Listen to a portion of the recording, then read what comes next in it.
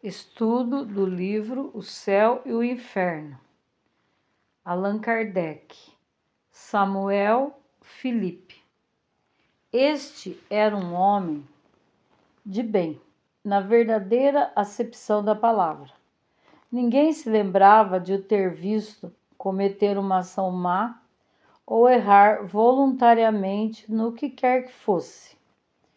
De um devotamento extremo pelos amigos, podia-se ter como certo o seu acolhimento, em se tratando de quaisquer favores, ainda que contrários ao seu próprio interesse. Trabalhos, fadigas, sacrifícios, nada o impedia de ser útil, e isso sem ostentação. Admirava-se quando lhe atribuíam por esses predicados um grande mérito. Jamais desprezou os que lhes fizeram mal. Antes se dava pressa em servi-los como se bem semelhante lhe houvessem feito. Em se tratando de ingratos, dizia: não é a mim, porém a eles que se deve lastimar. Posto que muito inteligente e dotado de natural vivacidade, teve na terra uma vida obscura, laboriosa e bordada de rudes provações. Era ele como essas criaturas de escola, que vivem na sombra, das quais o mundo não fala nunca e cujo brilho não tem reflexos na terra. Aurira no conhecimento do Espiritismo uma fé ardente na vida futura e uma grande resignação para todos os males da existência terrena.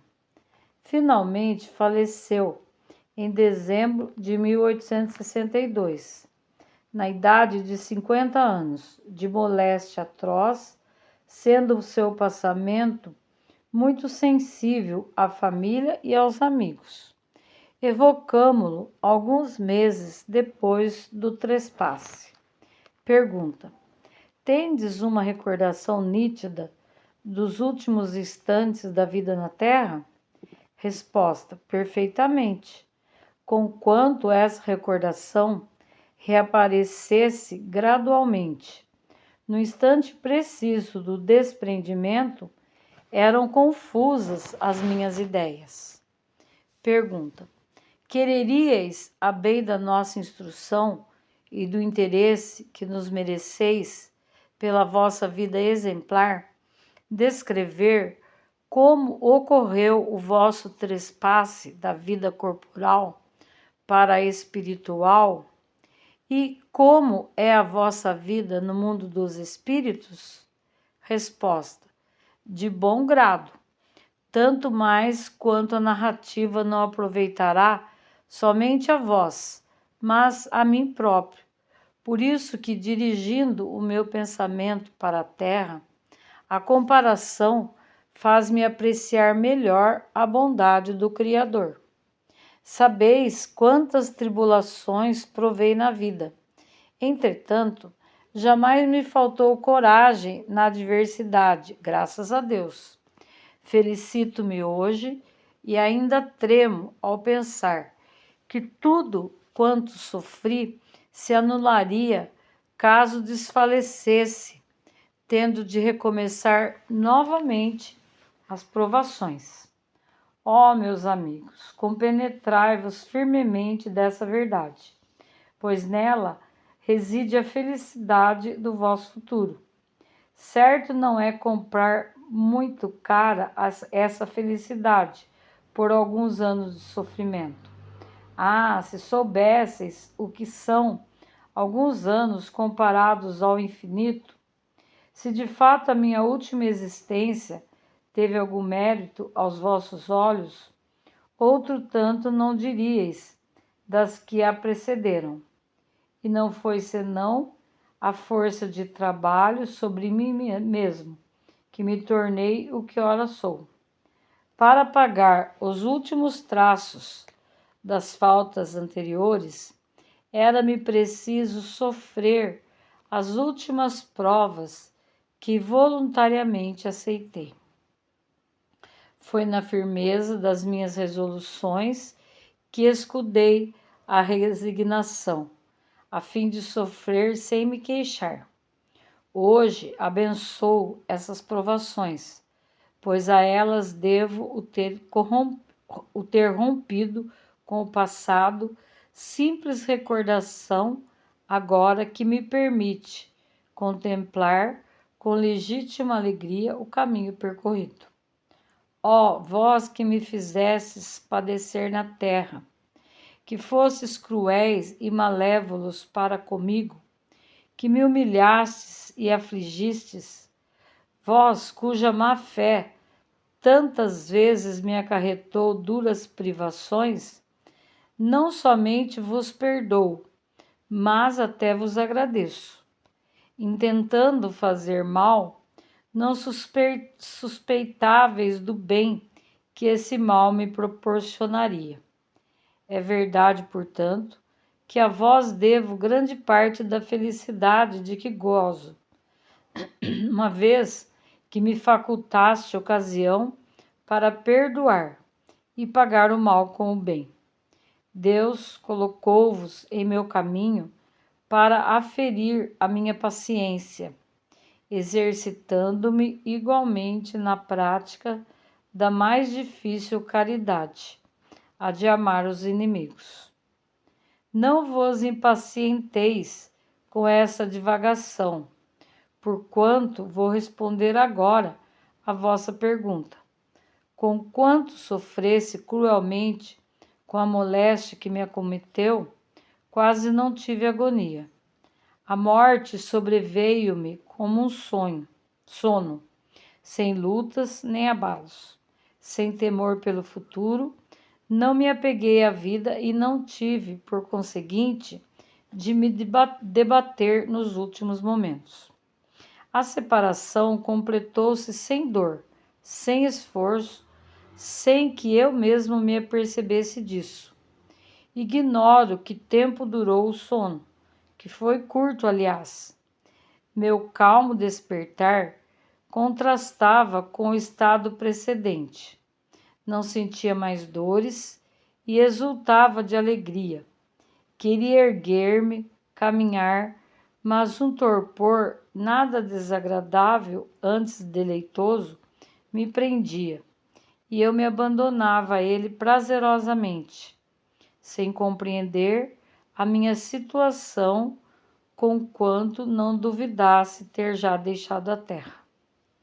Tudo que me cercava era como se fora um sonho. Vi minha mulher e alguns amigos ajoelhados no meu quarto chorando, e considerei de mim para mim que me julgavam morto. Quis então desenganá-los da ideia, mas não pude articular uma palavra, e daí concluí que sonhava. O fato de me ver cercado de pessoas caras, de há muito falecidas, e ainda de outras que à primeira vista não podia reconhecer, fortalecia em mim essa ideia de um sonho, em que aqueles seres por mim velassem. Esse estado foi alterado de momentos de lucidez e de sonolência, durante os quais eu recobrava e perdia a consciência do meu eu.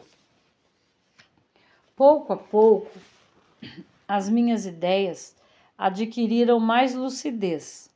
A luz que entrevia por denso nevoeiro fez-se brilhante, e eu comecei a compreender-me, a reconhecer-me, compreendendo e reconhecendo que não mais pertencia a este mundo. Certamente, se eu não conhecesse o Espiritismo, a ilusão perduraria por muito mais tempo.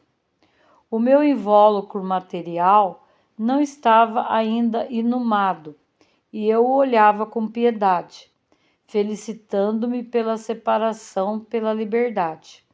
Pois se eu era tão feliz por me haver enfim desembaraçado, respirava livremente, como quem sai de uma atmosfera nauseante. Indizível sensação de bem-estar penetrava todo o meu ser. A presença dos que amara alegrava-me, sem me surpreender, antes parecendo-me natural, como se os encontrasse depois de longa viagem. Uma coisa me admirou logo: o compreendermos-nos sem articular uma palavra. Os nossos pensamentos transmitiam-se pelo olhar somente, como que por efeito de uma penetração fluídica. Eu não estava, no entanto, completamente isento das preocupações terrenas, e como para realçar mais a nova situação, a lembrança do que padecera me ocorria de quando em quando à memória.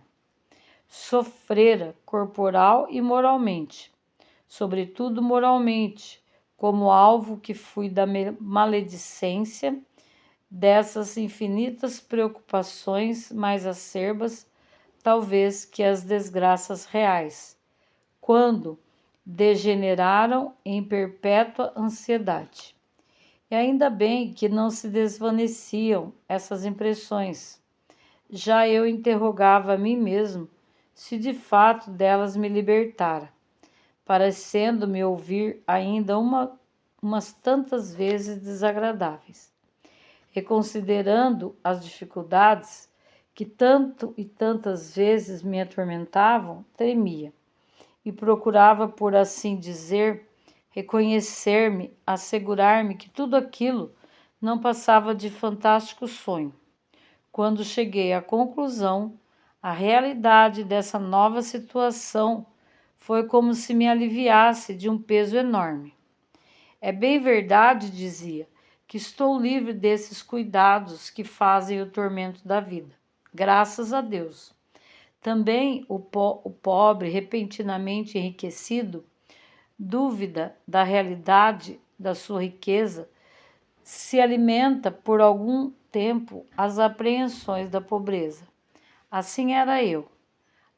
Pudessem os homens compreender a vida futura, e que força, que coragem esta convicção não lhes daria na adversidade. Quem deixaria então na terra de prover e assegurar-se da felicidade que Deus reserva aos filhos dóceis e submissos? Gozos ambicionados, invejados, tornar-se-iam mesquinhos em relação aos que eles desprezam. Pergunta: esse mundo tão novo e comparado no qual nada vale o nosso, bem como os numerosos amigos que nele reencontrastes, fizeram-vos esquecer a família e amigos encarnados? Resposta: se os tivesse esquecido, seria indigno da felicidade de que gozo. Deus não recompensa o egoísmo, pune-o. O mundo em que me vejo pode fazer com que desdenhe a terra, mas não os espíritos nela encarnados. Somente entre os homens é que a prosperidade faz esquecer os companheiros de infortúnio. Muitas vezes venho visitar aqueles que me são caros, exultando com a recordação que de mim guardaram. Assisto às suas diversões e, atraído por seus pensamentos, gozo se gozam ou sofro se sofrem. O meu sofrimento é, porém, relativo e não se pode comparar ao sofrimento humano, uma vez que compreende o alcance, a necessidade e o caráter transitório das provações. Esse sofrimento é ao demais suavizado pela convicção de que aqueles a quem amo virão também por sua vez a esta mansão afortunada onde a dor não existe. Para torná-los dignos dessa mansão, é que me esforço por sugerir-lhes bons pensamentos e, sobretudo, a resignação que tive, consoante a vontade de Deus. A minha desolação avulta quando os vejo retardar o advento por falta de coragem, murmúrios, vacilações e, sobretudo, por qualquer ato reprovável. Trato, então, de os desviar do mau caminho. E se eu consigo, é isso uma felicidade, não só para mim, como para outros espíritos, quando, ao contrário, a intervenção é improfícua. Exclamo com pesar, mais um momento de atraso. Mas consola-me a ideia de que nada se perde irremediavelmente. Samuel Felipe.